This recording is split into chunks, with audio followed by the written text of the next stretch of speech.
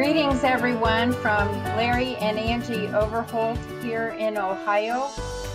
We have been home now for a year, and we just wanted to give you an update about the happenings and our involvement still as missionaries with World Gospel Mission. Every time I think we've got things figured out as far as God's plans for our lives, it seems that God puts something totally unexpected in our path, something that we could not have planned for.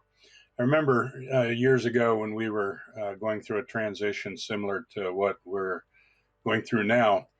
Pastor told us that if God closes one door, he opens another door for ministry. And that's been the experience for us. Up until recently, Angie and I had planned on coming home in the middle of 2020. We'd gotten to the point where all of the projects we had started were being turned over to local leadership. The vocational school had a new director. I'd been the director that helped start the vocational school. Angie had helped start the nursing school. We just hired a new director of the nursing school who's doing a fantastic job. We'd started the 4-H program and helped get that established.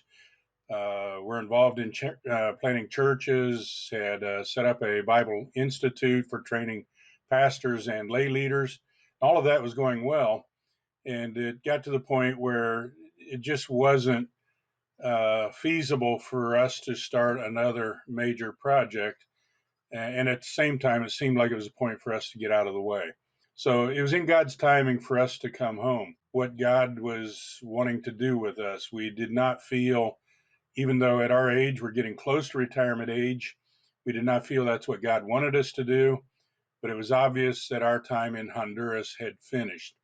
So we began to investigate possibilities, and World Gospel Mission said, this timing's perfect for what World Gospel Mission was planning. They were looking for somebody to work with a new area of monitoring and evaluation of projects around the world. And so it's been exciting that while we still have almost daily contact with Honduras, we're working with the 4-H, still encouraging that development. And the picture you see up here on the right is a picture that was taken yesterday of the kids out in the 4-H projects preparing Mother's Day cards for their mothers.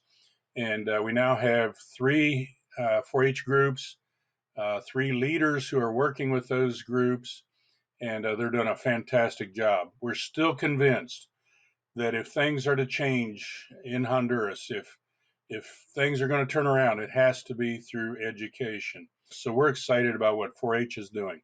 Also in my area of monitoring and evaluation, I get to see the world picture. And one of the exciting things that we're realizing is that through all the pandemic, through all of what COVID has done, not in spite of it, but many times because of it, God is increasing the influence of World Gospel Mission. One of the exciting things that we're seeing is that God is calling out missionaries from Latin America. Those leaders, those people who have grown up in the churches that were started by missionaries, now are becoming a new generation of missionaries through World Gospel Mission.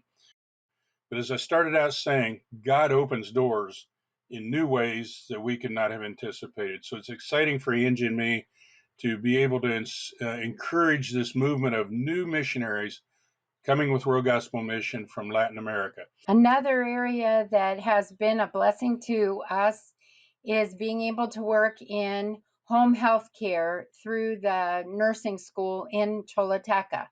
They are going out to visit families, help advise them on how to take care of themselves, and giving them help in health teaching. And we're really excited about this program because it helps us get one-on-one with the people in the area of Choluteca and actually take home health care to them. The nursing school is doing a fantastic job. Last year they were on virtual learning, but this year they were able to get special permission for the students to be on campus, and they are learning very well. They are being encouraged by the staff, and we are just thankful for the staff and personnel that we have that are teaching these new generation of nurses for Honduras. I'm also very involved in the scholarship program for Choluteca. Right now, we are sponsoring 191 children and young people who would not probably not be in school if they did not have this scholarship.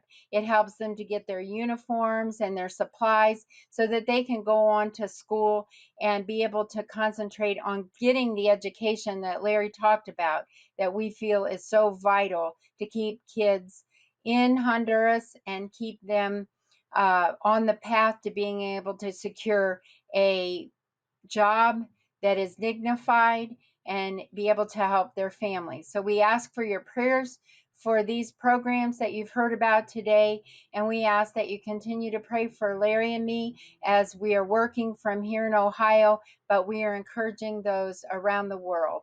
God bless you, and thank you for your support and prayers over these many years.